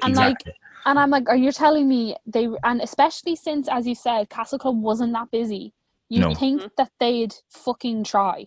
Yeah. Yeah, so that's why I said after those 3 days, I was like, even if I was kind of expecting to kind of for the whole thing, maybe just to get acknowledged, because some of them, as I said, like one of the ladies knew my name, so I was kind of thinking that like I'm just gonna get a happy birthday or whatever. That's after a couple of hours during the day, I was like, that actually it's just weird. So I went into the. You went into breakfast city. And you were like, Tiger, it's my fucking birthday, right? I know, I went into the city. I was like, Tiger, listen to me. I went into the city hall because I booked my tour that day that you can book of the Disneyland Park, right? And I was like, oh, do you know what? And it's my birthday. Please just, can I get one of those badges? And the cast member there was like, oh yeah, of course. And then she gave me the badge, happy birthday, whatever. And I had that on my coat and I felt really good about it. And once I came back to my room and my and the Castle Club Lounge, once the cast members saw that, they were like, oh, happy birthday. And I was like, thank you. So that was nice because I had a button. Yeah. So yeah, that was at least they had the buttons. I was honestly a bit worried there that you were just going to turn around at me and they were like, nope, not for you. No button for you. They're out of stock. You could have this little piece of card that we can write something special on. Yeah, exactly. But as I said, the Castle Club Lounge definitely a highlight, especially for the nighttime spectacular, the illuminations or whatever you want to call it. Oh, absolutely, yeah. It is a different experience to watch it from so far away, obviously from the castle, but it's really special. I would say it's really special as well. Question.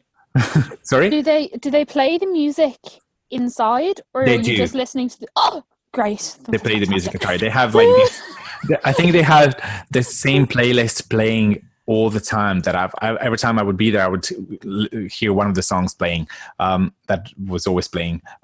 But yeah, during the nighttime spectacle, they would have the sound system. And I think I read someone on Twitter, I don't know where, mentioned that it's not synced properly to whatever's happening on the castle. That wasn't the case when I was there. Oh, okay. So it was absolutely perfect. Good.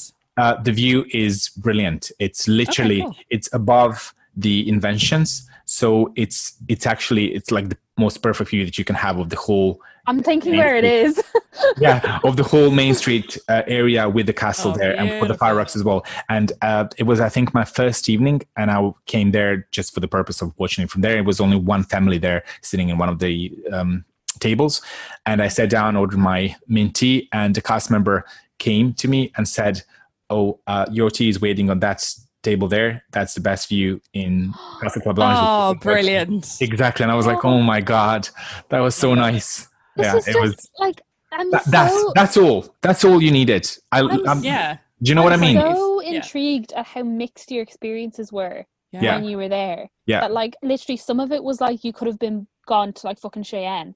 And some of it, you're like, I'm exactly where I'm supposed to be. Exactly. Yeah. That's what I'm saying. Weird? Every time I was there, I kind of felt, this was worth it because the cast members were so attentive, and like that small gesture of like, obviously I work here. I know what the best view is. Yeah, of course. Your tea is waiting for you there. Please just move there and you'll see it. Like, and it was amazing. It was my friend's on that day. It was my friend's birthday. So I FaceTimed her and I was like, these are the fireworks for you. It was like, it was so great. Question, in the lounge in the evening, is it just like teas and coffees and soft drinks, or is there alcohol? You can. The Irish person. No, actually there is a bar there, and they do. I didn't order anything alcoholic, so I wouldn't know personally, but if you do order something, I think you need to pay for it. That's the thing. I'm just like, you could sit there and have a glotini and watch the fireworks. Yeah, you can. You can if you want to. Yeah, I had my mint tea and watch fireworks. But yeah, and it was really cool when there was a live singer with the piano player in Fantasia, and you sit there because you can sit around the kind of fence thing that goes in circle on the second floor, and you can watch. You can look down and you can see the whole Fantasia and people there and like listen to music, and you're part of it, but you're it's hidden away. Yeah. That was the best part. In the room itself, as I said, there wasn't huge different, like nothing majorly was different. There was water waiting for me every day. That was it. There was a bottle of water that was there on the desk that I didn't get. We didn't get that in regular room. And in the evenings, you would get these cards for like Sweet Dreams with like some motifs or Walt Disney or Sleeping Beauty and like some fun facts about the either a character or a hotel or whatever, with a piece of with a little bit of Disneyland hotel chocolates on your pillow. But you would get those in regular rooms as well. So like that was nothing. There was nothing different there. The evening of my birthday, I was like, maybe they're just gonna give me like a box of those chocolates or something, or like at least 4 of them or some. I don't know. Yeah. What's the lift like? I'm very curious. The lift is from the inside. I think it looks like the regular lift within the hotel, and there's like a slot for your room key, which is also the card that moves the lift around. So once you put the card in, you can choose where you want to go, and it goes from. I went to the 3rd floor as well, which is the floor that has all the Sleeping Beauty suite and the Cinderella suite and some other ones, obviously the rest of them. You can go up, you can go to the 2nd floor, the 1st floor, and the obviously ground floor being the floor where you just exit. I'm not sure, do you know where it is, where the lifts are? Yeah. Oh, we know where they are. Yeah. Trust us. I'm curious though. So like if you were going down for extra magic time, for example, and you go down and you get out in the lift, is there a separate queue for you to go into the park, or do you just join the massive people? You just join wherever you whatever's there. But if you went down like super early, like before they let the massive people in, could you be like the first person in the park? I would think so, yeah. Yeah, quite probably. Psychotic early riser, but yeah. Yeah. Quite probably so. You could be, because you'd be able, because remember that always happens when shit is released in the park. That people who stay in Castle Club get access first because they're allowed out of the lift before the main gates open. So you could get out of the lift and wait at the gate before they even open the main gates. Yeah. Very true. Yeah. So yeah, overall, I'm glad I did it. You know what? Especially considering that 2 weeks later, they closed the parks down, and it's a question of... What a final experience to have. I know, exactly. It's a question of what are we going to go back to once the park is actually opened again. Yeah. So I'm happy that I did it. Did you think it was good value for money? For what I've paid, I don't know. So no, like you don't have to tell us what you paid. It's fine, but like, so we know that you got. What if this was what I got from it? It's a hard question. I would say no. When you originally went to book it, not originally book it, but when you originally asked, I know the price for the rooms was higher. Yeah. And then the second time when you asked on the day, it was much lower. Yeah. If you'd have paid that higher price, would you have been annoyed? Oh, yes. Oh, right, okay. Yeah. This was me thinking, oh, maybe all of this is happening because, I haven't maybe paid the full price. Like, but how do they know? Whatever. But they don't. But I would recommend this to someone if they can get it for maybe less money than what's usually requested for these for Castle Club. But at the same time, it is a very personal experience again. And I think a family or someone with, like, basically just anyone who's not there by themselves, quite probably, would maybe get more out of it. I don't know. My experience, the negatives that I kind of hold from the whole thing basically comes from not seeing that pixie dust basically anywhere in the whole section of the Castle Club, bar the Castle Club lounge. I wasn't expecting them to kind of put the fucking red carpet every time I get into my room. Like, I'm not, do you know what I mean? It's just those small little subtle things like that. Like literally a guy saying, sit down here. This is the best view in the house. Like, that means, that's your pixie dust there. So would you go again so the price that you paid on the day, if you were there with a friend, yes, would you do it again? Yes, I would. I think I would. Just for the sake of having the ultimate fast pass would be worth it, especially for the not sure how would that reflect for. Yeah, I would, but I would kind of. Mind you, my expectations were really high. My stay in the Disneyland hotel the year before was really, really nice. Right. Okay. It was. I kind of measured every single stay after that, with that one in having that one in mind, which is maybe not the best thing because it is like the highest rating hotel between the ones in like inside. But at the same time, it was nothing I can pinpoint and be like, this is why. It was just the overall thing, the music and the lovely smell in the air and the room and the way that they kind of, smile down when they see you and like all those type of things. So the Castle Club, I would expect to kind of, as you said, Sinead, kind of be the next level within that environment. And I didn't think it was. Apart from the lounge cast, as I keep saying, that was it. That was it. Okay. So I would do it again in different circumstances. But I don't think it's, for what it is, I don't think it's worth it. Okay. It being full price. Right. Okay.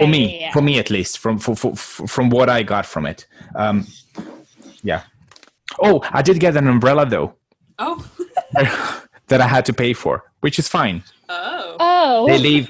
There's an umbrella in the room, right? And there's a note on it saying, the Castle Club reception was kind enough to leave this for your usage in the parks, and if you like, because it was raining for 2 or 3 or 4 days, 3 days. They were like, if you want to take this home as a souvenir, just let your cast member, the reception know, and we'll charge it to your room, or you can pay whatever. How much was the umbrella? I think it was it was €40. I think it was 40. Yeah, it was a big umbrella. It's a big red umbrella. It's actually quite nice and really sturdy. And like, I was like, I'm getting this. Obviously, I didn't get anything. Oh, one more thing. I've seen like some of the cast members with, there's a Castle Club pin, and you could buy it in the park. There's like the hotel's pin, but there's the there was a Castle Club that I've seen in parks all the time, and I was like, because every time I would stay in a hotel, I would get a pin from that hotel. So I have one from Joe, and I was like, oh, I'm gonna get one from Castle Club, and I've seen cast members in the Castle Club wearing that pin. And I stopped 2 of them, one at the reception, one cast member in the lounge. I was like, where can we get it? I can't find them in the park. And they were like, oh no, they're sold out. You can't, like, we don't have them anymore. For God's sake. And I was like, okay, fine. And then I went I have yours? And then I went to the reception, like, I think the next day, and I've seen like there was a couple of them on the wall somewhere, like that one and some other ones. And I was like, oh, I'm just wondering. I've heard that they're sold out in the parks, but can I maybe get them here in the reception, whatever? And she was like, no, they're all sold out. She's saying, and I was like, oh, that's fine. And they were like, I've searched because I had time. Obviously, I was there by myself, and I've went through every shop and I've like searched high and low or whatever, and I managed to find one. Yay. One. I found one a bit like I can't remember what was in front of it, but like as I was searching for something else at that point, I was like, wait a second, and I like passed by all of them, and there it was, and it was in the World of Disney. Outside. Handy. Why are they selling Castle Club pins outside of? I don't know. Yeah. At minimum, the hotel. Bizarre. I know, but yeah, like you can buy all of them. So I don't know. Because even like when we were there and that cast member had the beautiful Disneyland hotel pin that I'm obsessed with, I was like, where can I get one of these? And he was like, oh, they only sell them in the store in the Disneyland hotel. You would think it would be, and even then they didn't have them on the wall. You had to go to the till and ask them, and then they would show you the selection that they had. Like, you couldn't just pick one up. You had to go and ask for it. Yeah, I did. I asked there, and they said, oh yeah, it's all sold out. And then I went there, and I was thinking, how is it even, because I've seen the Castle Club pin in different places around the park before, but I don't remember seeing it outside of the park in the whatever. But what I was thinking, what might have happened there was maybe someone returned it. Oh yeah, that's true. Because it was the only one there, and like everyone said that they were sold out. So I ended up with one, which was really nice. That meant was meant to be my little memento of the whole experience. Like don't get me wrong, I'm happy that I did it. It is, as you said, like it is one of those things that's like, I'm not going to say once in a lifetime, because that's what I thought for Disneyland in the first place when I first got there in 2017. And look at me in 2019 booking hotel rooms, whatever. But yeah, it is definitely one of those things that I really wanted to do, and I'm happy that I did it, especially how the things are, progress with the whole situation. And yeah, I'm happy that I did it. It wasn't as magical as I kind of hoped it will be. And like, me, I'm a huge nerd when it comes to Disney, and I loved one of the best parts of working in Disney Store in that environment was actually being able to provide that kind of service. It takes a certain type of person who's nerdy enough, but still not completely obsessed about the whole thing. And, know that this can, make someone's day, or, make day a little bit more magical, whatever. And that's including your cast members that you work with as well. So I really enjoy that aspect of working for Disney, and my expectations coming into, Castle Club as whatever it is, it's going to be like that, up a notch, but it wasn't everything I hoped it will be, but at the end of the day, I'm happy I did it. Okay, cool. Fab. I don't think 3 out of 5. That's what I'm going to get it. Sorry, what? What would you give it? 5? 3 out of 5. 3 stars out of 5. Ooh, okay. 3 to 4. Interesting. Yeah. 3 to 4. So 3.5. 3.5. Yeah, 3.5. Okay. No, I don't think we have any more questions. I think you pretty much covered everything we wanted to know. Oh God, I talked, didn't I? Will you edit? Will you edit half of this? No, you came on to talk about what you want to talk about, and you talked about it. Do you know what? I have to say something. I'm not going to listen to this because it will be the cringe fest. Oh, sweet Jesus! I wouldn't do that to myself. Not a chance in the world. Oh dear. So this is going to be Andrea. This is going to be quite probably the only episode I'm not going to listen. But you have to. It's our After Dark Podcast Network debut. I'll celebrate in my own way. But I'm not going to do that to myself. I just hope I didn't bore anyone to death. Yeah, sorry guys, if anyone's listening, or if anyone's still here, hey, thank you for sticking up. No, thank you, Andrea, for coming on the show. Yeah, thank you for coming on. No, of course. It's been a pleasure, and I'll really enjoy listening to you guys. And I can't believe I just did this. This feels there you go. There you go. Good thing I took off that shirt when I did, because Jesus. Oh dear. So I think that's everything for this week. Yeah, don't think we have anything else to say. I mean, I hope not. This has been one whopper of an episode. I kind of think that there was something else that I wanted to say, but no, I don't think there is. I think you're done. Let me just check my notes. Oh my God, look at the time. Okay, guys. You will have to edit this one because it's this one's too long. Jesus, I'm sorry. Once again, I apologize. After Andrew's fourth apology for the evening, I really think that's everything, guys. Thanks so much for listening. If you want to hit us up on Instagram, it's at MakeYouWafflesPod on Insta. We're also now part of the After Dark Network. So if you guys are interested in looking at any of those podcasts, hop onto After Dark Network on Twitter. They have all of their podcasts there. Please go support them and give them a like. Absolutely. And as we mentioned, our next Disney quiz is going to be on the 15th of May, and it's going to be Dapper/Disneybound themed. So if you want to get in on that, send us a DM. Let us know, and we'll send you the details. And the questions are probably going to be movie themed because everyone seemed to like those ones. So just FYI, if you weren't sure about the whole quizzy do, probably going to do movies again, just in case anyone was worried. Disney Channel movies, especially. Yeah, just DComs. It's a whole thing about DComs. God, okay, so thanks so much for listening, guys. We'll see you next week, I suppose. All going Thanks well. for having me. Thanks for listening. Andrea. Bye. Bye.